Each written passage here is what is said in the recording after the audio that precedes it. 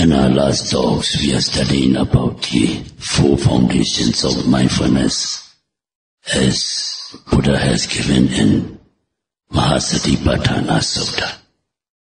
And as you all are familiar, 4 foundations are Kaya-nupassana Satipatthana, contemplation on physical or material phenomena or bodily phenomena.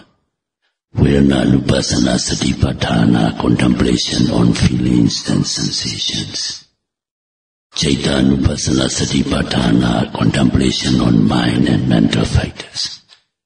And the 4th foundation is Dhamma-nupassana Satipatthana, the contemplation on Dhammas. Dhammas is left untranslated because there is no exact English word regarding Dhamma. And this Dhamma-nupassana also Buddha subdivided into 5 divisions. And we have already finished the 4 up to 4 subdivisions. Subdivisions are 1, Nivarana Bhava, Nivarana chapter, Nivaranas are hindrances. Then 2 is Khanda Bhava, aggregates. Then Ayatana Bhava, sense spaces and objects. Then Bujjhanga Bhava, the 4th one is. Bujjhanga Bhava is enlightenment factors. And now we go to the last one, the last subdivision of Dhamma-nupassana is Satya Bhava, the 4 noble truths. Satya Bhava. Regarding the contemplation of the truths, or Satipatthana, the exalted one has taught in this Satipatthana Sutta, Idam Dukkhanti Yatha Bhutam Pajanati, Ayam Dukkha Samudayoti Yatha Bhutam Pajanati, Ayam Dukkha Nirodhoti Yatha Bhutam Pajanati, Ayam Dukkha Nirodha Kamini Patipadati Yatha Bhutam Pajanati. Meaning, a meditator comprehends as it really is. This is suffering. This is the cause of arising of suffering. This is the cessation of suffering. And this is the path leading to the cessation of suffering. The material and mental qualities taking place in one's body are in reality sufferings. Why?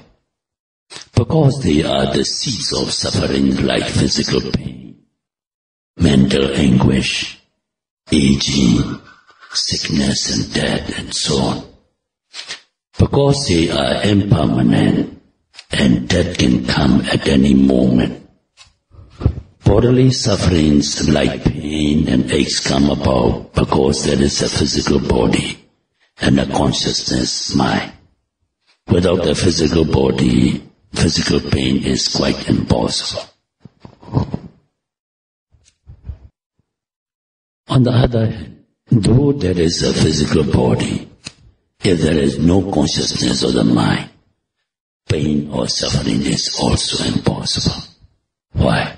If a log or a stone or a lump of clay is beaten with a stick, struck with a knife, and put fire to it, it will suffer no pain because it lacks consciousness. So physical body without consciousness is no cause for physical pain. But beings have got both material form and consciousness, mental phenomena. So all manners of physical sufferings arise in them, and all manners of mental sufferings arise in them. So these rupa and nama, matter and the mind, and beings are all sufferings. Besides, every time we are reborn, we undergo the suffering of old age, the suffering of sickness, afflictions, and death, and so on. Because we have got these rupa and namas, the material body and the mental energy, which are subject to decay and dissolution. So these rupas and namas are real sufferings, and they will not last a moment. No, not the 10th of a second or 100. They pass away very rapidly. If no new rupas and namas arise when the old ones pass away, there comes a moment to die. How frightening it is to have to depend on one's bodily support on these rupas and namas, which can bring death so suddenly. That is why they are sufferings. But those who are not meditators, and they cannot understand the arising and passing away of these rupas and namas, they do not understand how transient they are. So they are not aroused to emotional urgency. Even those who meditate, if they haven't yet realized the fleeting nature of things, will not be so aroused. Only the meditator who keeps on meditating incessantly and walking, standing and so on, the aching, paining, the thinking, imagining and so on, will have this samadhi strengthened, will realize the fleeting nature of things as one notes, will understand that death can come any moment. Only such meditators will be aroused to emotional urgency. What is the seed of the pain? Misery, aging, death is suffering ending. This one knows for oneself, and this kind of knowledge is what the Buddha meant when he said, Idam Dokhanti Yata Bhutam Pajanati, meaning one comprehends this is suffering as it really is. When one comprehends suffering as it really is, one's attachment to these material forms and mental qualities are gradually faded. This is comprehending by eliminating the craving, which is the true cause of suffering. Every time one eliminates the craving, one achieves momentary cessation of suffering. By developing insight path, one achieves knowledge of truth of the path. This is how one understands the Four Noble Truths every time one meditates on suffering. As one meditates and one's insight is perfected, then one realizes Nibbana. This is in knowing the truth of the cessation of suffering by the knowledge of the right path. By such knowledge, the realization of the truth of suffering is accomplished. The realization of the truth of the cause of suffering too is accomplished by elimination, and the development of the right path too is accomplished. When one realizes the Four Noble Truths by meditation, one becomes at least a Sotapanna and one is saved from apaya states or lower realms or woeful states forever. This is the contemplation of the truth and brief. At the conclusion of this Satipatthana Sutta, the Blessed One has said, as regards the fruits one will get from development of this Satipatthana or Four Foundations of Mindfulness.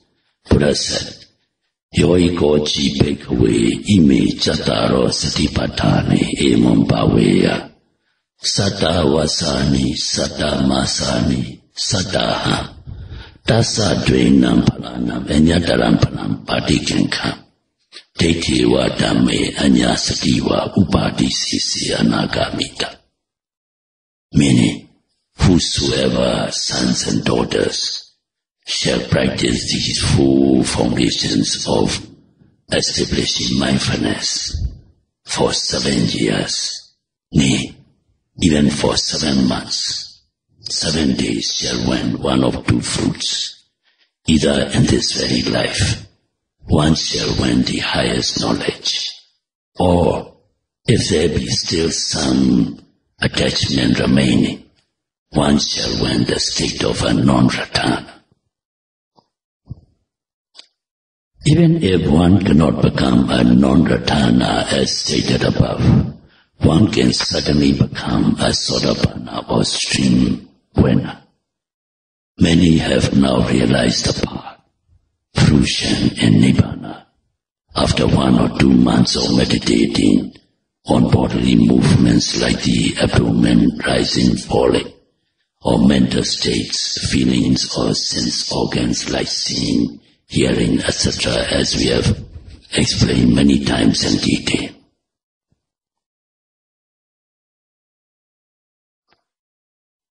So by meditating in this Satipatthana way of mindfulness meditation, to the best of one's ability, may you all be able to attain the path, fruition and realize Nibbana very soon. Sadhu, sadhu, sadhu.